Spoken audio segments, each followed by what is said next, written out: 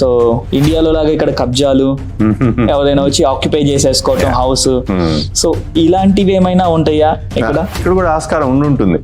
పాత 120 years old back history ఇక్కడ ఉండకపోవచ్చు. Okay. So buy a property that is 100% yours, and if it is not, even there is any disputes, title company will take care of all those issues for you. Hello sir. Hi. Thanks for coming. So again మళ్ళీ one more question మన వాళ్ళకి. So నేను ఇక్కడ property ఉంది, maybe మొత్తం loan అంతా clear అయింది. So I just wanted to move back to India for some reason. So ఇండియాలో లాగా ఇక్కడ కబ్జాలు ఎవరైనా వచ్చి ఆక్యుపై చేసేసుకోవటం హౌస్, సో ఇలాంటివి ఏమైనా ఉంటాయా ఇక్కడ? అటువంటి ఏం లేదమ్మా. 100% that's the beauty here is అటువంటి. ఎందుకంటే మనం ఇక్కడ ప్రతి ప్రాపర్టీ కొనే ముందు టైటిల్ ఇన్సూరెన్స్ తీసుకుంటాం.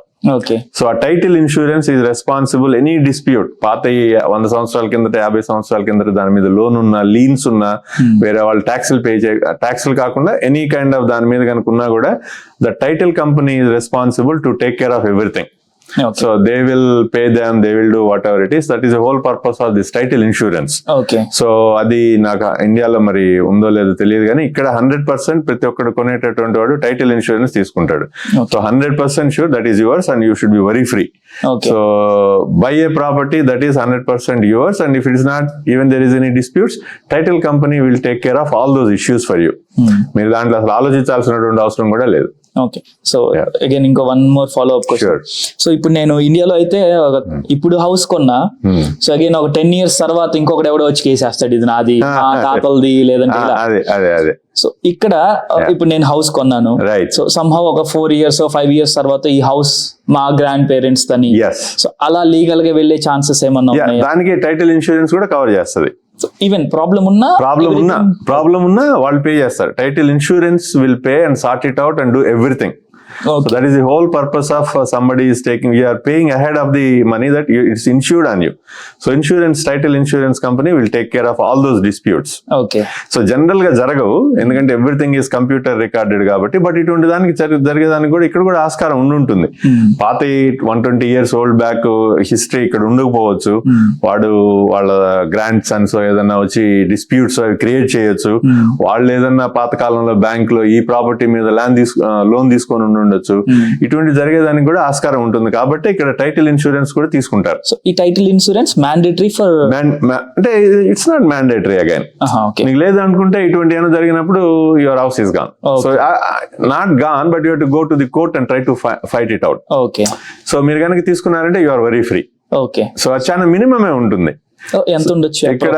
500K హౌస్ అయితే 500K probably 5,000 something like that. One time fees. Yeah, one time fees. Okay. So when there is a buying and selling transaction happens, so ఆ టైంలో టైటిల్ ఇన్సూరెన్స్ కనుక తీసుకుంటే నాకు తెలిసి 99% జనాలు అందరం తీసుకుంటాం. ఓకే. సో ప్లస్ ఇనిషియల్ గా మీరు లోన్ తీసుకుంటారు కాబట్టి even bank also makes it mandatory actually. Okay. Me own మీరు 100% మీరు డబ్బులు పెట్టుకుంటే మీ ఇష్టం. మీరు బ్యాంక్ డబ్బులతో కొంటున్నారు కాబట్టి bank don't want to take that risk. So they will force you to take all this title insurance, property insurance. So any mandatory kabatti you are risk free. Okay. So title insurance తీసుకుంటే even ఎప్పుడు case వేసినా మనం safe. Exactly. Okay. So అయితే ఇండియాలో అయితే నాకు తెలిసి అది లేదు అనుకుంటాను. నాకు అంత కరెక్ట్ గా సిస్టమ్స్ తెలియదు. ఈ మధ్య కొన్ని కంపెనీ స్టార్ట్ అయినాయి అని చెప్పి విన్నాను నేను. All these rules and regulations are slowly coming to India. Even though it may take time, recently last year I heard there are some companies. మన ఇండియా మన మెంటాలిటీ ఏంటంటే వీలైనంత వరకు ఇటువంటి వాటికి పే చేయకుండా ఎట్లా అనేటువంటి చూస్తుంటాం. దాన్ని ప్రాబ్లం వచ్చిన తర్వాత మనం బాధపడుతుంటాం.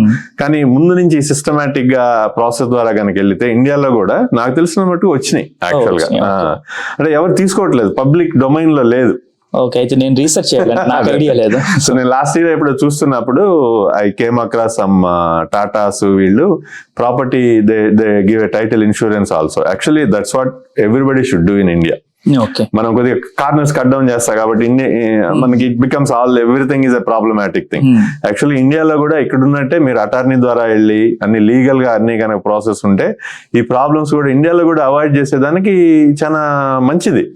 మనం అటార్నీకి ఎందుకు ఇవ్వాలే, ఏజెంట్ కి ఎందుకు ఇవ్వాలే, టైటిల్ వాడికి ఎందుకు ఇవ్వాలే, మనం డైరెక్ట్ గా కొంటాము అనేటటువంటి ఒక మెంటాలిటీ తోటి వెళ్తుంటాం కాబట్టి ఇండియాలో.